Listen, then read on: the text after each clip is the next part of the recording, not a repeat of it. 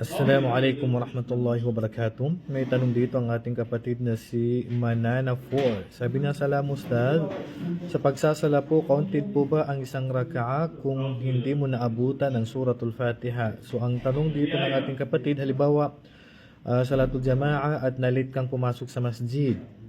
So ngayon, ang naabutan mo lang, halimbawa, ay magruruko na. Pero hindi mo na naabutan yung suratul Fatiha.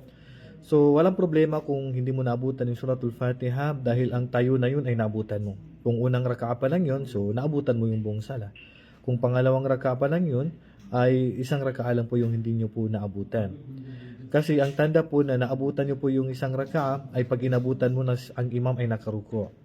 Kaya nga sabi ng propeta sallallahu alaihi wasallam, man adraka ar-ruku' faqad adraka ar-raka'ah. At ang sino man na inabutan niya ang ruko ng imam, ibig sabihin nakaruko, nakayuko, pag inabutan mo siya diyan sa pagpasok mo sa sala, ay inabutan niyo po ang isang tayo o isang raka'ah. Pero kapag ang imam ay nagsabi na po siya ng sami Allahu liman hamida, ibig sabihin yung raka'ah na yun ay papalitan niyo po.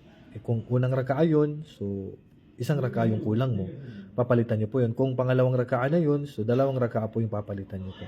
Okay, so yan lang po ang konting kaalaman kaugnay po kung ano po yung tanda na nalaman niyo po ang isang raka'a. Wallahu a'lam. Assalamualaikum warahmatullahi wabarakatuh.